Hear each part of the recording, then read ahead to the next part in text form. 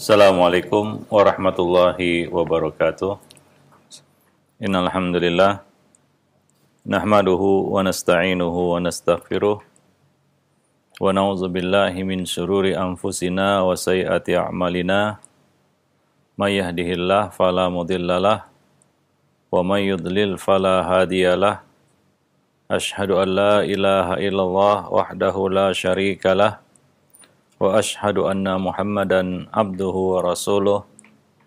Ya ayyuhalladzina amanu ittaqullaha haqqa tuqatih wa la tamutunna illa wa antum muslimun. Amma ba'du, fa inna afdalal hadisi kitabullah wa khairal huda huda Rasulillah sallallahu alaihi wasallam wa syarrul umur muhdatsatuha wa kullu muhdatsatin bid'ah wa kulla bid'atin dalalah wa kulla dalalatin finnar. Ma'asyiral muslimin rahimani wa rahimakumullah, para pemirsa dan para pendengar Roja TV dan Radio Roja yang dimuliakan Allah. Alhamdulillah, segala puji hanyalah milik Allah Rabb semesta alam. Kita banyak-banyak memujinya, menyanjungnya atas segala nikmat yang telah kita terima sebagai ungkapan syukur kita kepadanya, karena sangat banyak nikmat-nikmat yang telah kita terima darinya, dan kita tidak bisa menghitung nikmat-nikmat tersebut. Wa in ta'uddu ni'matallahi la tuhsuha. Dan kewajiban seorang hamba kepada Allah Subhanahu wa taala adalah bersyukur dengan beribadah kepada Allah Subhanahu wa taala. Karena ibadah yang kita lakukan itu merupakan ungkapan syukur kita kepadanya. Salawat dan salam atas Nabi kita Muhammad sallallahu alaihi wasallam, atas keluarga beliau, sahabat-sahabat beliau, dan siapa saja yang meniti sunnah beliau sampai hari kemudian. Para pemirsa dan para pendengar yang dimuliakan Allah, pada kesempatan siang ini kita berbicara sedikit tentang keistiqomahan di dalam perjalanan seorang hamba menuju Allah Subhanahu wa taala.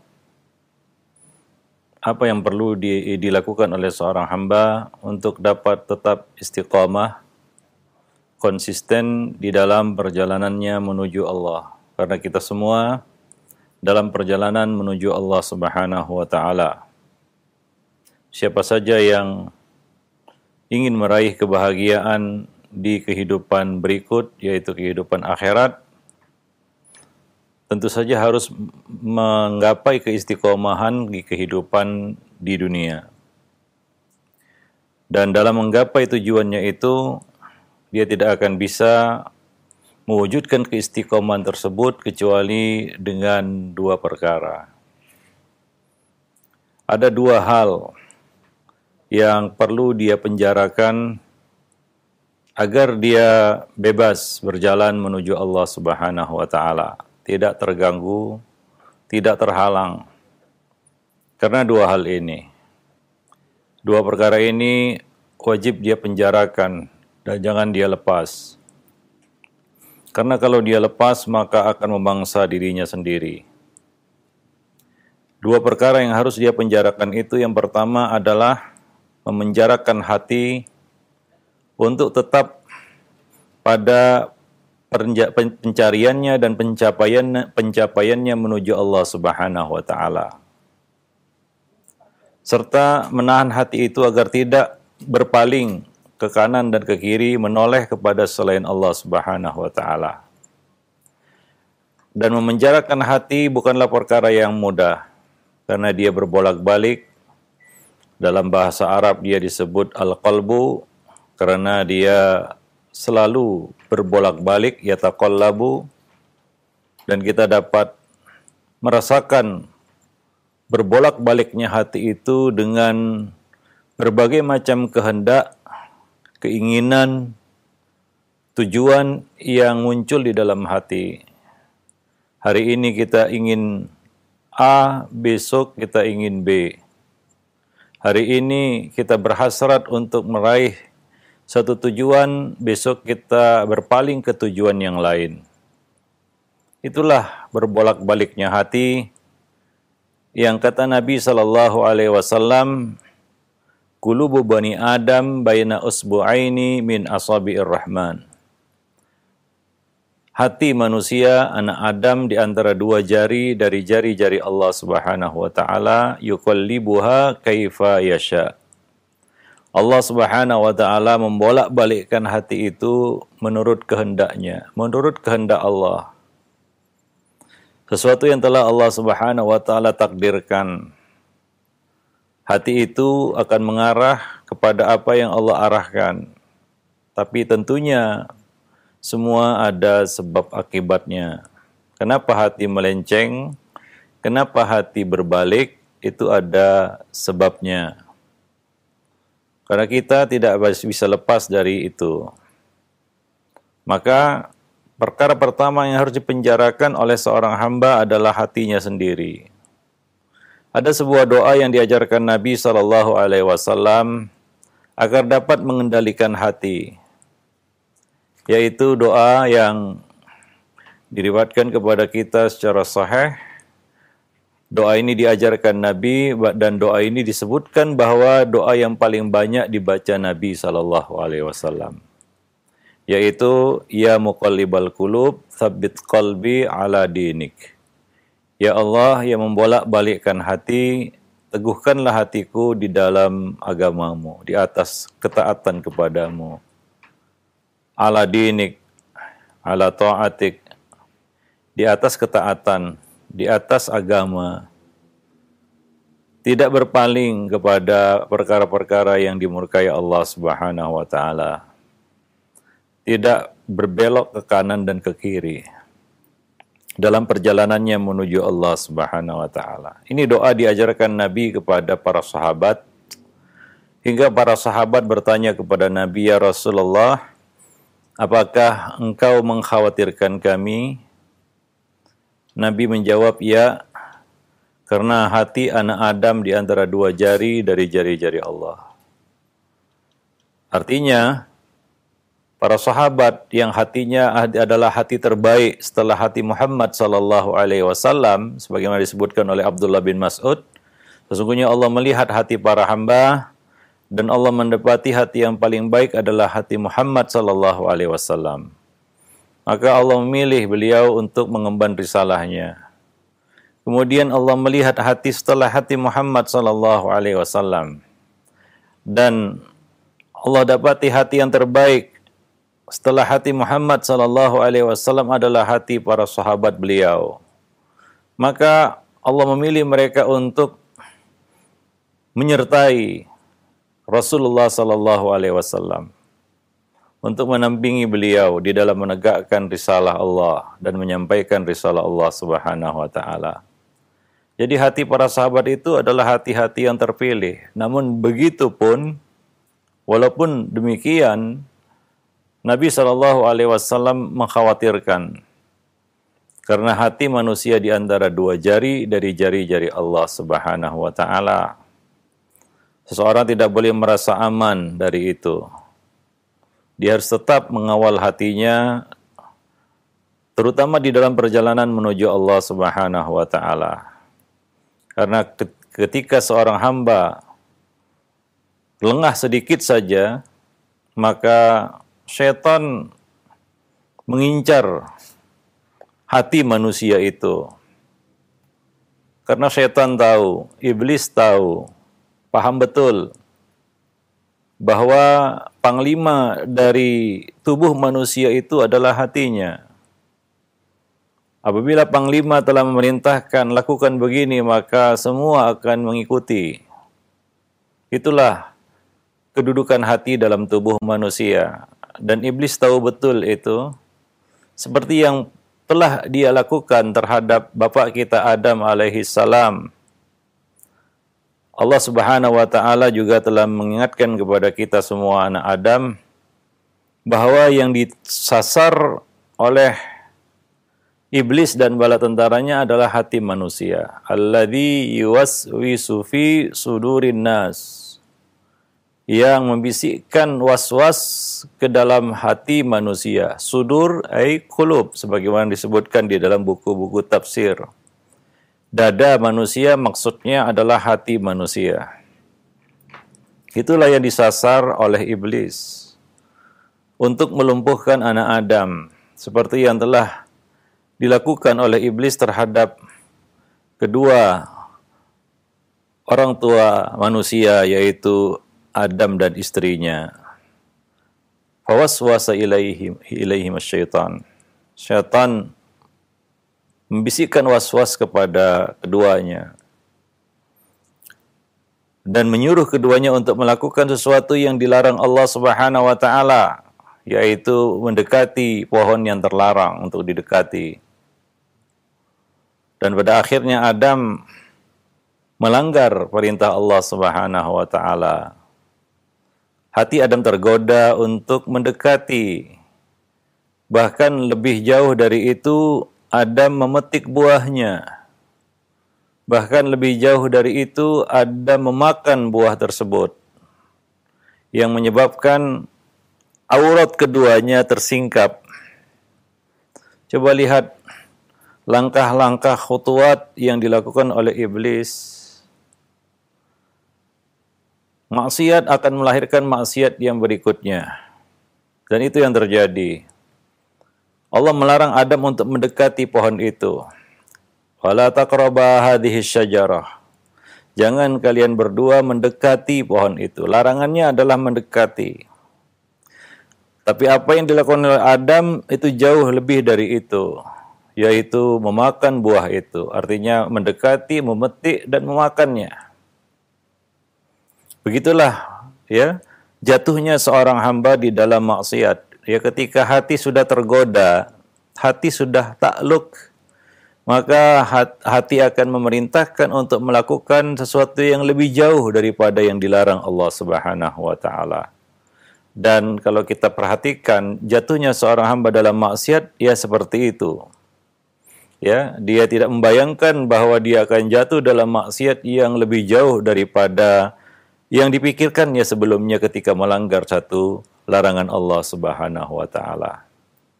Ia akan terseret kepada perkara-perkara yang lebih rusak lagi, yang lebih binasa lagi. Para pemirsa dan para pendengar yang dimuliakan Allah. Ya, maka coba lihat bagaimana syaitan membisikkan waswas ke dalam hati Adam. Fawaswasa ilaihi syaitan. Syaitan membisikkan waswas kepada Adam dan berkata kepada Adam, Hal adulluka ala syajaratil khuldi wa mulkil la yabla. Maukah aku tunjukkan kepadamu sebuah pohon keabadian dan kerajaan yang tidak fana. Adam dibisikkan syubhat ke dalam hatinya oleh iblis. Satu syubhat yang terlihat indah, terlihat manis, terlihat baik. Tapi di balik itu adalah azab. Di balik itu adalah kehancuran. Maka fa'akala minha, Adam makan buah itu. Dan terjadilah pelanggaran tersebut. Dan Adam menerima konsekuensinya, yaitu dikeluarkan dari surga. Adam pun memohon ampun kepada Allah Subhanahu wa ta'ala. Dan Allah menerima taubat Adam alaihi salam. Demikianlah bagaimana iblis melumpuhkan hati Adam sehingga melakukan pelanggaran tersebut. Fa'asa Adamu rabbahu faghawa. Adam mendurhakai, melanggar perintah Allah dan ia jatuh dalam kesalahan. Dan inilah yang dilakukan oleh iblis kepada anak Adam alaihi salam. Ya, kepada anak Adam. Melumpuhkan hati mereka dan pada akhirnya mereka jatuh di dalam apa yang diinginkan oleh iblis, laknatullah alaih. Maka penjarakan hati dan tetapkan dia di atas agama Allah Subhanahu wa taala. Ini salah satu hikmah Nabi SAW mengajari doa tersebut kepada sahabat-sahabat beliau. Yang mana hati para sahabat adalah hati-hati yang terpilih. Ya, sementara hati kita mungkin jauh daripada hati para sahabat-sahabat Nabi SAW. Yang mana kita lebih patut untuk mengkhawatirkan hati kita daripada mereka. Tapi walaupun begitu, para sahabat mengkhawatirkan hati mereka. Maka kita lebih patut untuk mengkhawatirkan hati kita yang mudah berbolak-balik. Yang kadang-kadang kita tidak menyadari bahwa hati itu sudah berbalik arah. Hati itu sudah berbelok, kita tidak menyadarinya. Para pemirsa dan para pendengar yang dimuliakan Allah. Ketika hati itu bisa kita penjarakan, bisa kita kendalikan, maka hati akan mudah untuk diisi dengan amunisinya untuk menangkis syubhat-syubhat musuh kita, yaitu ilmu. Ilmu akan mudah kita masukkan ke dalam hati apabila hati itu bisa kita kuasai. Tapi kalau hati tidak bisa dikuasai, maka tidak ada ilmu yang akan bisa diserap oleh hati tersebut. Kalaupun hati itu menerimanya, ibarat menerima sebuah benda yang dipantulkan kembali. Tidak bisa menyerapnya. Tapi ilmu yang datang itu terpantul kembali. Menjadi ilmu la yanfa', ilmu yang tidak bermanfaat. Yang tidak merubah suasana hati sama sekali. Yang tidak bisa mengobati hati dan tidak bisa untuk mengisi hati itu. Maka masalahnya bukanlah kita mendengar ilmu. Masalahnya adalah apakah ilmu itu bisa masuk ke dalam hati kita, diterima dan menjadi amunisi bagi hati kita. Bisa menghidupkan hati itu atau tidak. Itu masalahnya. Itulah kenapa kita harus mengulang-ulangi ilmu. Agar ilmu itu betul-betul tertanam, tertancap di dalam hati. Bersemayam dia di dalam hati kita. Tapi kalau hati tidak bisa kita penjarakan, tidak bisa kita kendalikan, hati itu masih liar, maka ilmu tidak akan bisa masuk ke dalamnya. Ilmu tidak akan bisa merasuk ke dalam hati yang liar, yang tidak terkendali. Maka kita lihat sebagian orang yang menuntut ilmu, ketika dia tidak bisa menguasai hatinya, ilmu menjadi bumerang baginya. Ilmu menjadi bencana baginya. Ilmu tidak lagi berfungsi sebagai sesuatu yang membawanya kepada kebaikan, tapi justru membawanya kepada keburukan-keburukan. Inilah bentuk ilmu yang tidak bermanfaat, dan kita berlindung dari hati yang tidak khusyuk dan ilmu yang tidak bermanfaat. Dan dua hal itu digabungkan Nabi dalam sebuah doa. Nabi berlindung dari ilm la yanfa' dan dari qalbin la yakhsha, hati yang tidak khusyuk, yang tidak bisa dipenjarakan, dikendalikan oleh pemiliknya. Maka ilmu juga tidak akan bermanfaat. Ada satu kaitan yang sangat erat antara keduanya. Maka salah satu kunci sukses kita di dalam menuntut ilmu adalah kita bisa mengkhusyukkan hati kita. Itu sangat penting. Karena banyak orang menggunakan ilmu untuk tujuan-tujuan yang batil. Kita tahu musibah yang menimpa bangsa Yahudi atau Bani Israel. Orang-orang Yahudi adalah ilmu mereka tidak bermanfaat bagi mereka. Mereka punya ilmu tapi tidak menggiring mereka kepada amal yang saleh. Ilmu justru menjadi bencana bagi mereka. Itulah ilmu yang tidak diamalkan, yang berubah menjadi bencana, dan pada akhirnya mereka menjadi kaum yang maghdubi alaihim, orang-orang yang dimurkai Allah Subhanahu wa taala. Dan ini harus menjadi pelajaran bagi para penuntut ilmu, bahwa kita menuntut ilmu bukan untuk mengejar sebutan supaya disebut ini dan itu, atau untuk membanggakan diri di hadapan manusia. Ilmu lebih kepada manfaatnya terpulang kepada diri kita terlebih dulu, merubah kita menjadi sesuatu yang lebih baik, ya, membawa kita kepada akhlak mulia, membawa kita kepada ibadah yang lurus, ya, membawa kita kepada ketaatan dan ketundukan, melunakkan dan melembutkan hati kita. Semakin dekat kita kepada Allah, semakin takut kita kepada Allah dengan ilmu tersebut. Maka Imam Ahmad menyimpulkannya di dalam satu kalimat, beliau mengatakan al-ilmu khasyatullah. Innamal ilmu khasyatullah. Sesungguhnya ilmu itu, hakikat ilmu itu adalah rasa takut kepada Allah Subhanahu wa taala. Innama yakhsyallaha min ibadihil ulama. Sesungguhnya yang takut kepada Allah di antara hamba-hambanya adalah para ulama, orang-orang yang berilmu. Ya, dengan rasa takut mereka berhati-hati. Orang yang merasa takut, cemas, dia akan waspada. Itu adalah sifat yang akan nampak padanya. Dia adalah orang yang waspada, orang yang hati-hati, dan segala tindakannya itu selalu dihitung dengan ilmu itu. Berhati-hati, hati-hati di dalam segala tindakannya. Hati-hati di dalam melihat, mendengar, berbicara, semua tindak tanduknya, apa yang diraih oleh tangannya, apa yang dilangkahkan oleh kakinya, itu dituntun dengan ilmu yang menumbuhkan rasa takutnya kepada Allah Subhanahu wa taala. Nah, itulah hati yang sudah terisi ilmu, ya, yang mudah terisi ilmu. Ketika hati itu menjadi hati yang khusyuk, hati yang khudu', hati yang bisa kita kendalikan, kita penjarakan. Ini istilah yang disebutkan oleh Ibnul Qayyim di dalam kitab Fawaidul Fawaid. Ia memenjarakan hati, dan itu adalah perkara yang paling penting, ya, untuk bisa menaklukkan hati kita sendiri. Para pemirsa dan para pendengar yang dimuliakan Allah. Maka kita sebutkan tadi di awal, kenapa orang-orang Arab menyebut itu qalbu?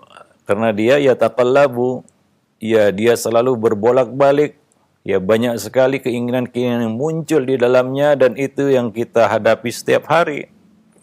Ya, bagaimana perubahan dari satu keinginan kepada keinginan yang lain, dari satu tujuan kepada tujuan yang lain, sehingga kita lupa tujuan awal. Begitulah hati itu menyimpang. Misalnya, seorang menuntut ilmu, itu dia harus kawal keikhlasannya. Mengawal keikhlasan itu sangat berat sebenarnya. Ya, keikhlasan di dalam menuntut ilmu. Mungkin di awal dia ikhlas, dan muncul keinginan-keinginan di dalam perjalanannya menuntut ilmu, itu satu yang wajar. Dan dia harus kembalikan lagi ke jalurnya. Itu tidak mengurangi keikhlasannya, tidak mempengaruhi keikhlasan. Tapi kadang-kadang dia lupa. Hatinya berbelok, hatinya menyimpang. Sedikit demi sedikit akhirnya berubah tujuan. Tidak lagi lillah, tapi ada tujuan yang lain yang ingin dia kejar dari menuntut ilmu itu. Tanpa dia sadari, akhirnya dia keluar dari keikhlasan itu. Maka kita mengawal hati, mengawal keikhlasan itu mulai dari awal kita beramal, bahkan sebelum beramal, sampai setelah kita mengerjakan amal itu. Ya, sampai kita selesai mengerjakan amal tersebut. Kita harus terus kawal keikhlasan kita. Dan mengawal keikhlasan itu hakikatnya adalah mengendalikan hati kita. Ya, kita kadang-kadang tidak terasa telah berbelok dari tujuan yang kita inginkan sebelumnya. Misalnya seseorang bersedekah, awalnya dia ikhlas, tapi lama-lama akhirnya hati itu berbelok sehingga dia mengejar satu sebutan status dari sedekah yang dikeluarkannya. Lebih-lebih lagi, lebih jauh lagi melenceng, dia mendapatkan dosa dari sedekah yang dikeluarkannya itu sendiri. Dari mana jalannya bisa seperti itu? Dari misalnya itu disebutkan di dalam surah Al-Baqarah, dia menyakiti hati orang yang menerima sedekahnya. Dia ungkit-ungkit sedekahnya itu, pemberiannya itu. Ya, sehingga ya dia tidak menyadari bahwa dia telah keluar dari tujuan dia bersedekah, yaitu lillah. Bagaimana syaitan merusak amal anak Adam luar biasa. Ya, dan ini perlu seorang itu terus mengawal hatinya, ya. Mengurus hatinya itu sangat melelahkan sebenarnya, sehingga dia, kalau seorang hamba itu, ya, dia fokus untuk mengurus hatinya sendiri, maka dia tidak terpikir untuk mengurus orang lain. Ya, apalagi ya dia membicarakan amal orang lain. Ya, kadang-kadang kita sibuk membicarakan amal orang lain, sementara amal kita sendiri kita nggak tahu. Bagaimana sikap para sahabat yang diceritakan Allah, yang disebutkan Allah di dalam Al-Quran. Bagaimana mereka mengkhawatirkan amal mereka sendiri. Ini menunjukkan kualitas iman mereka dan bagaimana mereka mengawal hati mereka. Walladzina yu'tuna ma ataw wa qulubuhum wajilah. Dan orang-orang yang telah mempersembahkan apa yang telah mereka persembahkan. Wa qulubuhum wajilah, sementara hati mereka wajilah, senantiasa diisi dengan rasa takut. Annahum ila rabbihim raji'un, bahwasanya mereka akan kembali kepada Allah Subhanahu wa taala, yaitu mereka terus mengawal hati mereka dengan rasa takut kalau amal mereka itu tidak diterima di sisi Allah Subhanahu wa taala. Sebagaimana ini disebutkan di dalam tafsir, ada hadis yang berkaitan dengan ayat ini. Ketika ayat ini turun, Aisyah radhiyallahu anha bertanya kepada Nabi, "Ya Rasulullah, apakah yang dimaksud di dalam ayat tersebut adalah orang-orang yang telah berzina, membunuh, dan mencuri?" Yaitu orang yang melakukan maksiat. Maka Nabi mengatakan, bukan wahai bintus Siddiq. Wahai putri Siddiq, bukan itu yang dimaksud di dalam ayat tersebut. Tapi yang dimaksud adalah orang-orang yang telah mengerjakan sholat, mengeluarkan zakat, dan mengerjakan puasa. Yaitu mengerjakan amal-amal soleh. Sementara hati mereka senantiasa takut apabila amal mereka itu tidak diterima di sisi Allah Subhanahu wa taala. Itu maksud dari mengawal hati tadi, ya. Kita mengkhawatirkan amal kita. Kita mengkhawatirkan kedudukan kita ketika berhadapan dengan Allah Subhanahu wa taala dengan membawa amal-amal itu. Apakah amal itu berkenan di sisi Allah Subhanahu wa taala? Kita tidak bisa memastikannya. Kita tidak tahu bagaimana kadar keikhlasan sehingga Allah ridho. Karena Allah ridho dengan kadar keikhlasan yang ada di dalam amal itu. Jika tidak ada kadar keikhlasan sedikit pun, maka Allah tidak akan terima itu. Ya, Nabi mengatakan, "Man amila amalan asyraka fihi ma'iya ghairi taraktuhu wa syirkahu." Barang siapa mengerjakan satu amalan, dia sekutukan aku dengan yang lain di dalam amal itu, yaitu ternyata niatnya tidak ikhlas, tidak ada keikhlasan di situ, maka aku tinggalkan dia dan amalan riyaknya itu. Dan amalan itu. Allah Subhanahu wa taala tidak menoleh kepada amalnya. Allah Subhanahu wa taala tidak melihat kepadanya dan kepada amalnya. Kepada pelakunya dan amalnya. Taraktuhu wa syirkahu. Allah berpaling dari hamba itu dan berpaling dari amalnya. Nah demikian, para pemirsa dan para pendengar yang dimuliakan Allah. Nah begitulah para salaf dahulu mengawal amal mereka, hati mereka, ya, walaupun mereka adalah orang-orang yang telah mengerjakan apa yang telah mereka kerjakan. Yang kedua yang perlu kita penjarakan setelah hati kita adalah memenjarakan lidah. Kalau ada anggota tubuh yang perlu kita penjarakan dalam waktu yang lama, maka anggota tubuh itu adalah lidah. Ada pepatah mengatakan memang lidah tak bertulang. Ya, ada dua amal kata Nabi yang apabila dua amal ini dilakukan maka jaminannya adalah surga. Dan tidak ada amal yang menyamai setara dengan kedua amal ini. Nabi pernah menyampaikan ini kepada para sahabat. Maukah aku, dalam hadis yang diriwayatkan oleh Abu Dzar Al-Ghifari, maukah aku tunjukkan kepada kalian dua amal, dua perkara yang apabila kalian lakukan maka jaminannya adalah surga. Maka Abu Dzar menjawab, ya tentu saja wahai Rasulullah. Maka Nabi mengatakan, ya, alaika bihusnil khuluq wa tulis somti. Ya, hendaklah engkau berakhlak yang mulia dan tulus somti. Tulus somti ini adalah satu ungkapan lain dari menjaga lisan. Ya, lebih banyak diam. Panjang diamnya artinya menjaga lisan maksudnya di sini ya. Bukan artinya kita puasa bisu karena nggak boleh puasa bisu.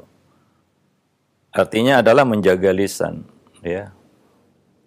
Wa ma amilal khalaiqu bimislihima. Tidak ada amal yang dilakukan oleh makhluk yang lebih utama daripada kedua amal ini, yaitu husnul khuluq dan tulus somti, menjaga lisan. Jadi kita tahu bahwasanya menjaga lisan ini termasuk salah satu akhlak mulia. Tapi Allah khususkan, Nabi khususkan di sini, dikeluarkan dari akhlak mulia secara umum, disebutkan secara khusus karena kedudukannya yang spesial tentunya. Ya, sering kita sampaikan juga dan ini sudah kita bahas di dalam buku Ensiklopedia Akhlak Salaf, bahwa kalau kita ingin berakhlak mulia, kita ingin mencicipi akhlak mulia, bagaimana kita mengawalinya, bagaimana kita memulainya, bagaimana kita membaca indikasinya, sangat mudah sebenarnya, yaitu jagalah lisan. Ya, menjaga lisan adalah pintu gerbang menuju akhlak mulia. Maka ada seorang salaf mengatakan, kalau tidak salah Abdullah bin Abbas, ya, kalau ada anggota tubuh yang layak dipenjarakan dalam waktu yang lama, maka itu adalah lisan. Memenjarakan lisan agar tidak membicarakan perkara-perkara yang tidak bermanfaat. Man kana yu'minu billahi wal yaumil akhir falyakul khairan au liyasmut. Hendaklah dia berkata yang baik atau dia diam. Ada dua opsi pilihan di sini, berkata yang baik atau meng-off-kan lisan kita, diam. Ya, diam. Menjaga diri dari hal-hal yang tidak bermanfaat. Ini termasuk kebaikan Islam seseorang. Min husni islamil mar'i tarkuhu ma la ya'ni. Dia meninggalkan hal-hal yang tidak bermanfaat bagi dirinya. Dan ini adalah satu hal yang perlu ilmu di situ, ya. Kemiskinan ilmu, ketiadaan ilmu hingga orang tidak bisa menimbang mana yang bermanfaat dan mana yang tidak bermanfaat. Ini musibah manusia. Dengan kejahilan yang ada pada mereka, sifat jahil yang ada pada manusia, itu menghalanginya dari kemampuan untuk menimbang mana yang bermanfaat dan mana yang tidak bermanfaat. Kalaulah seorang hamba tidak bisa membedakan mana yang bermanfaat, mana yang tidak bermanfaat, maka dia lebih tidak bisa lagi untuk membedakan mana yang bermanfaat dan mana yang lebih bermanfaat. Itu tingkatan yang lebih tinggi lagi, ya. Seorang bisa menimbang mana yang lebih bermanfaat dari perkara-perkara yang bermanfaat. Sehingga dia bisa pilih perkara yang lebih bermanfaat, paling bermanfaat bagi dirinya. Nah, ini satu level yang lebih tinggi lagi daripada menimbang mana yang bermanfaat dan mana yang tidak bermanfaat. Dan yang paling celaka adalah orang yang tidak tahu dan tidak bisa membedakan mana yang bermanfaat dan mana yang tidak bermanfaat. Ya. Dan lebih buruk lagi adalah orang yang tahu tapi dia memilih perkara yang tidak bermanfaat. Ini orang yang paling rugi. Orang yang tahu manfaat dan tidak manfaat tapi dia lebih pilih perkara yang tidak bermanfaat. Itu musibah. Itu menunjukkan bahwa dia telah dikendalikan oleh hawa nafsunya. Dia telah takluk di hadapan hawa nafsunya. Nah, demikian. Jadi memenjarakan lisan ini supaya tidak keluar dari fungsinya. Ya, karena dia seperti yang disebutkan memang lidah tak bertulang, ya, sangat mudah digunakan. Kadang-kadang dia bergerak, dia berbuat sesuatu yang tidak kita pikirkan. Kadang-kadang kita ngomong sesuatu yang kita setelah ngomong keceplosan baru kita menyadari dan kita katakan tadi maksudnya bukan begitu, tapi sudah keluar dari lisan. Ya, sudah keluar dari lisan. Allah mengingatkan manusia di dalam ayatnya, "Wa may yalfidhu min qaulin illa ladaihi raqibun atid." Tidak ada satu perkara pun yang keluar dari lisan, min qaulin, dari ucapan apapun itu, sampai keluhan, sampai aduhan, aduh, itu ditulis. Illa ladaihi raqibun atid. Melainkan telah ditulis oleh malaikat-malaikat yang mencatat dan mengawasi. Ini sebagai pengingat bagi manusia, peringatan bagi manusia agar berhati-hati di dalam menggunakan lisan. Bahwa itu ditulis semuanya. Ya, apa yang kita katakan ini tidak melayang-layang di udara saja, tapi akan ditulis oleh malaikat-malaikat yang mencatat dan menulis. Ya Allah Maha tahu dan tidak perlu catatan malaikat untuk mengetahui itu. Itu adalah hujah bagi manusia itu sendiri. Ya, pada hari kiamat nanti dan sebagai peringatan bagi kita untuk berhati-hati menggunakan lisan. Bahwa itu akan kita lihat nantinya pada hari kiamat. Apa yang kita katakan itu akan tertulis dan kita akan lihat catatan itu. Para pemirsa dan para pendengar yang dimuliakan Allah. Nah, lisan yang bisa kita penjarakan, maka itu akan mudah untuk kita gunakan untuk zikrullah, qiraatul Quran, tilawatul Quran, dan berkata yang baik-baik. Ini salah satu fungsi kita bisa menjarakan lisan itu. Kita bisa mengontrol lisan. Kita bisa mengendalikan lisan dari hal-hal yang membawa petaka bagi diri kita. Berapa banyak orang yang menyesali apa yang dikatakannya. Berapa banyak orang yang meratapi apa yang telah diucapkannya. Maka hati-hati kita menggunakan lisan itu. Dan lisan adalah salah satu anggota tubuh yang sangat penting. Rukun Islam pertama itu hanya bisa dilakukan dengan lisan, yaitu an-nutqu bisyahadatain. Itu yang memasukkan seorang hamba ke dalam Islam. Yaitu dengan amalan lisan, yaitu dia mengucapkan syahadat la ilaha illallah Muhammadur Rasulullah. Itulah yang memasukkannya ke dalam Islam. Jadi ini sangat penting lisan itu. Dan ini adalah nikmat. Kita bisa berbicara, mengungkapkan isi hati, kita bisa mengungkapkan apa yang kita inginkan, itu adalah salah satu nikmat dari Allah Subhanahu wa taala. Jadi lisan ini adalah nikmat yang besar. Tapi ingat ya, di balik itu ada amanat yang berat yang harus kita pikul.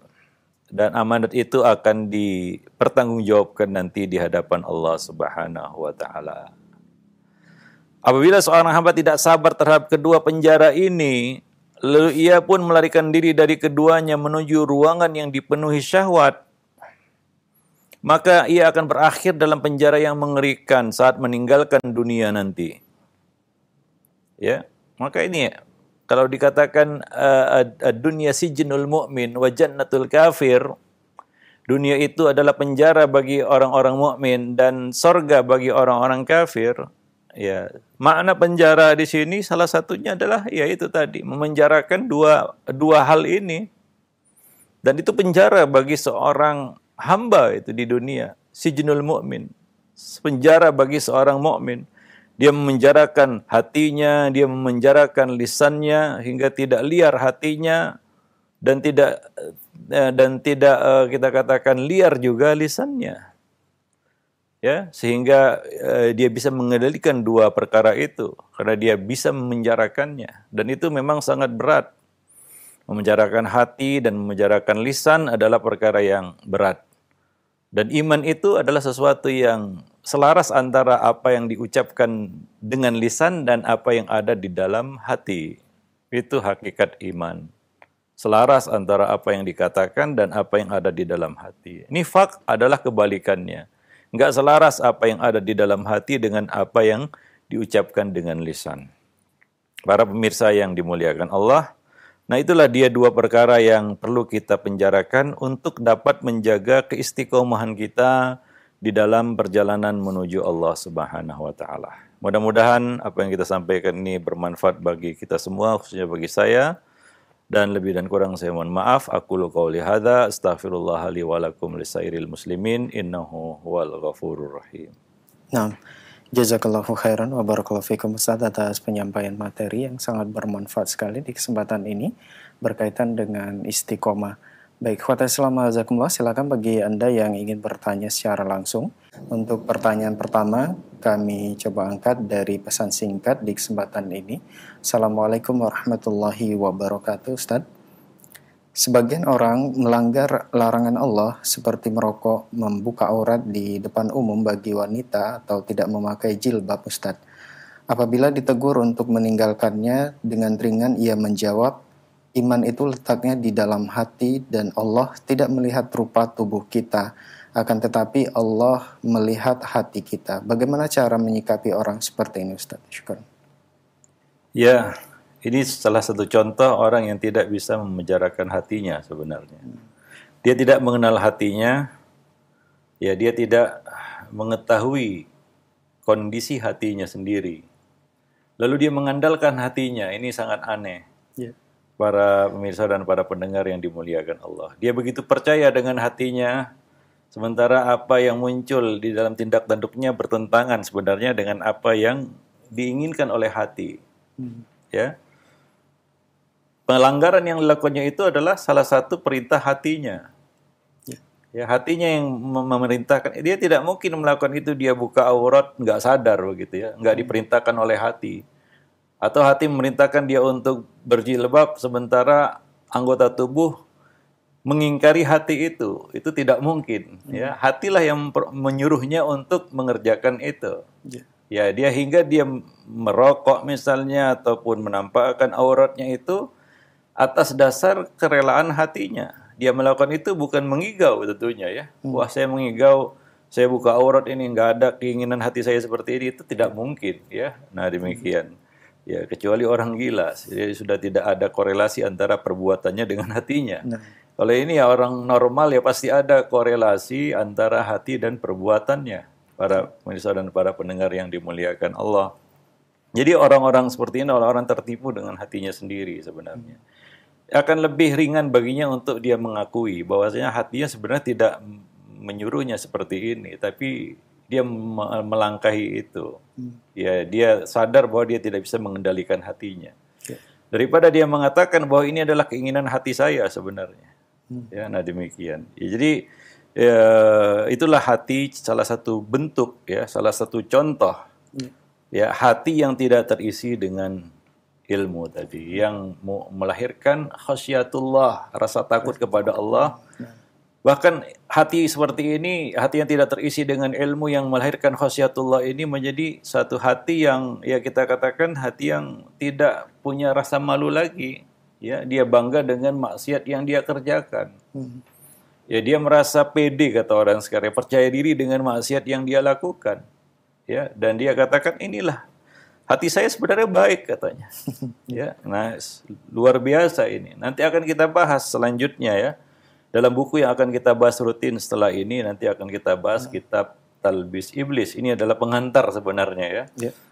Pengantar dari buku tersebut ya. Kita akan bahas buku Talbis Iblis. Ya, bagaimana orang-orang itu bisa tunduk, ditaklukkan hatinya oleh iblis. Ya, nah demikian. Sehingga coba lihat dia merasa percaya diri dengan hatinya. Ya, dia kita katakan dia berbaik sangka dengan hatinya. Ya, sementara hati itu mengkhianatinya. Hati itu bergerak liar, tidak bisa dikendalikannya. Hati itu terisi dengan was-was, bisikan-bisikan syaitan. Nah demikian. Ya, ini adalah kondisi yang paling parah, yaitu seorang hamba itu dia bangga dengan maksiat yang dilakukannya. Ya, itu tentunya akan lebih ringan jika dia akui maksiat itu karena kelemahan hatinya.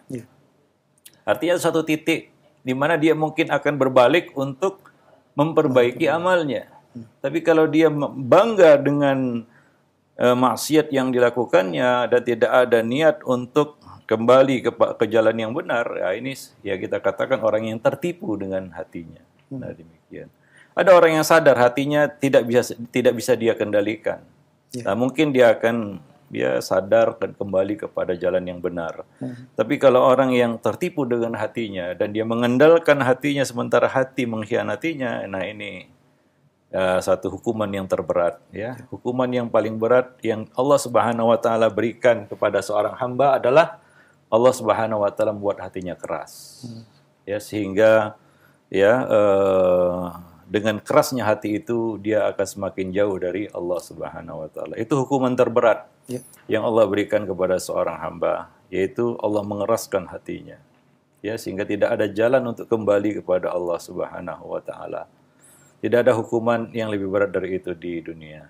Ya, wallahu a'lam bishawab. Nah, itu disebutkan oleh Ibnu Qayyim di dalam kitab Fawaidul Fawaid tentang hukuman yang terberat yang Allah berikan kepada seorang hamba. Itu Allah membuat keras hatinya, ya. Nah, kita berlindung kepada Allah dari hati yang keras, ya. Nah, demikian. Baik, jazakallah khairan Ustaz atas jawaban yang disampaikan. Semoga bermanfaat untuk penanya. Dan masih pertanyaan melalui pesan singkat kembali dari hamba Allah. Assalamualaikum warahmatullahi wabarakatuh Ustaz.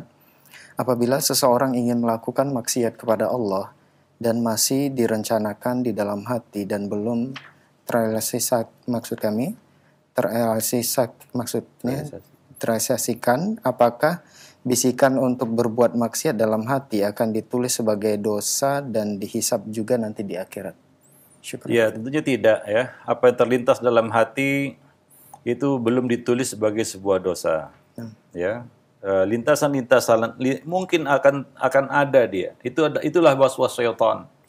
Yang membisiki kita untuk melakukan satu kejahatan atau keburukan. Dan apabila itu bisa kita lawan, ya maka akan ditulis bagi kita satu kebaikan. Ya. Muncul itu dan kita lawan, ya kita tidak jadi melakukannya sebagaimana disebutkan dalam hadis, maka akan ditulis bagi kita satu pahala. Ya.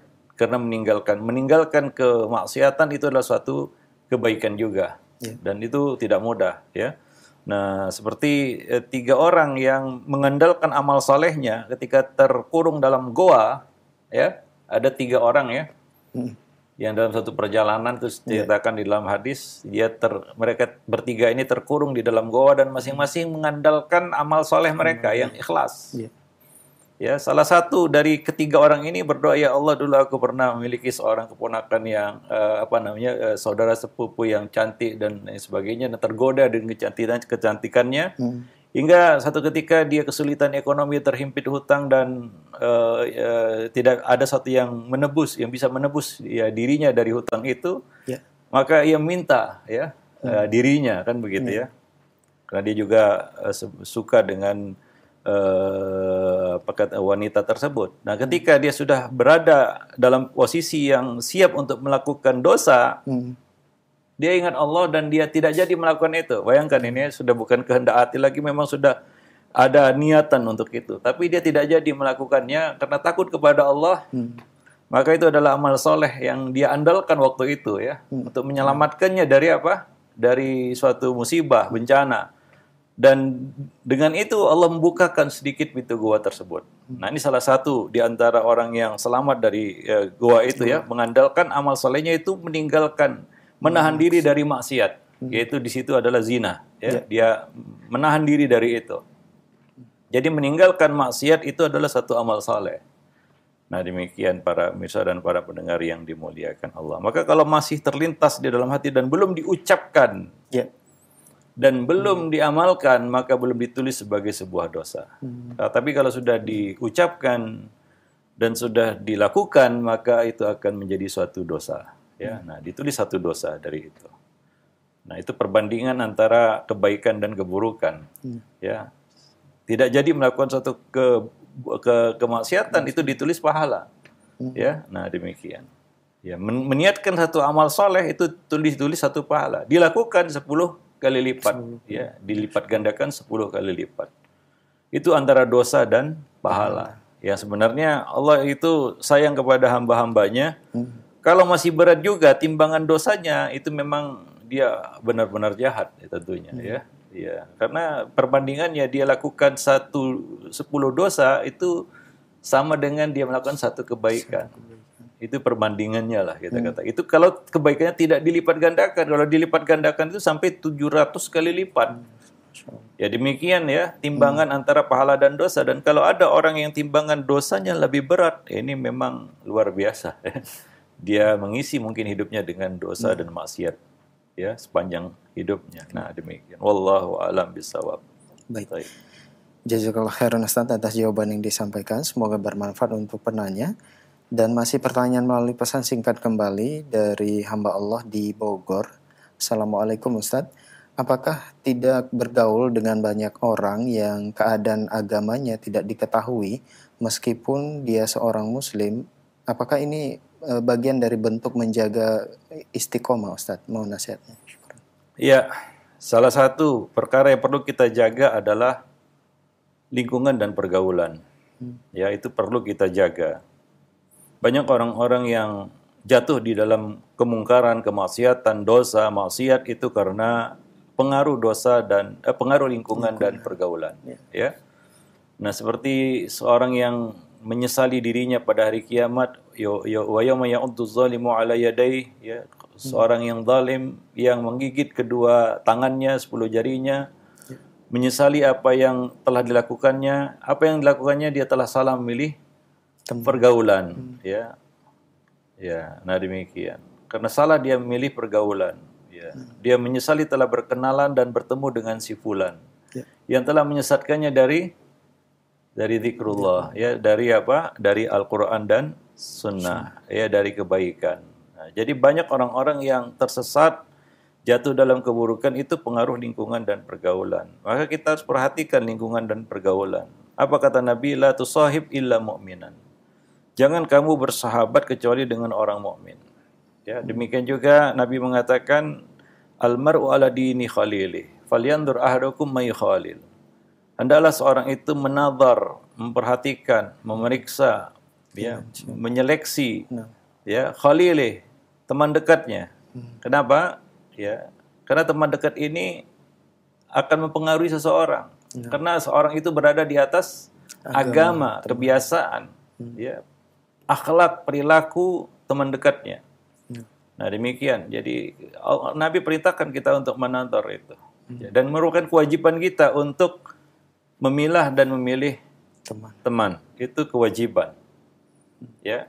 Nah, kewajiban kita. Ya, nah demikian. Bukan kita dibebaskan untuk bertemanlah dengan siapa saja, enggak. Ya, tapi kita wajib untuk memilah-milihnya. Dalam istilah hadis disebut nadhar. Istri misalnya, ada istilah untuk melihat istri apa? Nadhar. Untuk apa nadhar? Untuk memastikan bahwa dia cocok dengan apa yang kita inginkan. Maka kita perlu nazar. Ya, nah demikian juga di dalam memilih teman, kita perlu nazar. Nazar ya tentunya adalah menyelidiki, meneliti, melihat dengan saksama. Itu nazar, bukan hanya sekedar ya kita tahu lalu kita bungkus, enggak. Kita bukan membeli kucing dalam karung. Nah demikian. Jadi itu adalah kewajiban kita untuk meneliti, ya, siapa yang menjadi teman dekat kita. Ya, itu kewajiban, ya. Nah demikian. Wallahu a'lam bishawab. Jangan sampai itu adalah sesuatu yang kita sesali nanti pada hari kiamat, ya. Nah demikian. Baik, jazakallah khairan Ustaz atas jawaban yang disampaikan, dan pertanyaan terakhir di kesempatan ini masih dari pesan singkat kembali. Assalamualaikum Ustaz. Bagaimana menumbuhkan dalam hati kecintaan kepada Nabi Muhammad lebih banyak dibandingkan segala sesuatu yang berada di dunia ini? Karena dalam aplikasi terhadap mengamalkan sunnah ini sangat terasa berat Ustadz di kalangan masyarakat yang masih awam. Syukron. Ya, sebenarnya berlaku pepatah yang kita kenal luas di sini, tak kenal maka tak sayang. Kita mengenal Nabi kita lebih dalam lagi, lebih dekat lagi, ya, lebih banyak lagi, maka kita akan lebih menyintai beliau. Ya, cinta yang didasari dengan ilmu, ya, bukan membabi buta. Karena Nabi juga tidak menghendaki umat beliau menyintai beliau membabi buta hingga melewati batas. Itu juga tidak diinginkan oleh Nabi SAW. Menyintai Nabi bukan dengan menyanjung Nabi berlebihan, tidak juga. Bahkan Nabi melarang itu. La tutruni kama atartin Nasara Isa bin Maryam. Jangan kalian sanjung aku ya seperti orang-orang Nasrani menyanjung Isa ibn Maryam. Ya, nah demikian. Nabi juga tidak menghendaki pujian-pujian yang berlebihan sebagai ungkapan rasa cinta, bukan itu. Ya, tapi semakin kita mengenal Nabi, maka semakin kita menyintai beliau, ya. Maka ada ayat yang berbunyi laqad kana lakum fi Rasulillah uswatun hasanah. Sungguh pada diri Nabi itu terdapat suri tauladan yang baik. Jadi kita melihat peri kehidupan Nabi, bagaimana Nabi hidup. Ya, itu yang perlu kita ketahui, perlu kita selami, perlu kita dalami. Ya, sehingga kita semakin mengenal beliau, menyintai beliau, dan bisa memuliakan beliau dengan semestinya. Ya, nah demikian. Kenapa kita harus sholat seperti Nabi mengerjakannya? Karena kita tahu bahwasanya tidak ada yang lebih tahu tentang Allah daripada Nabi. Ya. Kalau kita lebih tahu dari Nabi tentang Allah, kita mungkin buat sholat sendiri. Ya, kenapa kita tidak menyukai bid'ah dan membenci bid'ah? Karena Nabi membencinya. Ya, satu yang dibenci Nabi kita benci, satu yang disukai Nabi kita sukai. Itu adalah konsekuensi cinta kepada Nabi Sallallahu Alaihi Wasallam. Ya, Nabi tidak suka umatnya melakukan kebid'ahan, maka kita tidak suka. Nabi suka umatnya mengikuti beliau di dalam urusan agama. Ya, kita melakukan ittiba. Nah, itu salah satu konsekuensi cinta. Ya, innal muhibba liman yuhibbu muti'u. Sesungguhnya seorang yang menyintai seseorang dia akan mengikutinya. Muti', dia akan taat kepada yang dia cintai. Nah, demikian. Wallahu a'lam bishawab. Dan kita sadari bahwa kita menyimpang dari sunnah Nabi itu karena kita lebih mengedepankan hawa nafsu biasanya. Atau kita tidak tahu. Itu adalah dua penyakit manusia, yaitu jahil dan mengikuti hawa nafsu. Ya, jatuh dalam kejahilan dan mengikuti hawa nafsunya. Wallahu a'lam bishawab. Nah, demikian para pemirsa yang dimuliakan Allah pada pertemuan kita siang ini. Mudah-mudahan bermanfaat bagi kita semua. Lebih dan kurang saya mohon maaf. Aqulu qauli hadza astaghfirullah li wa lakum lisairil muslimin. Innahu huwal ghafur.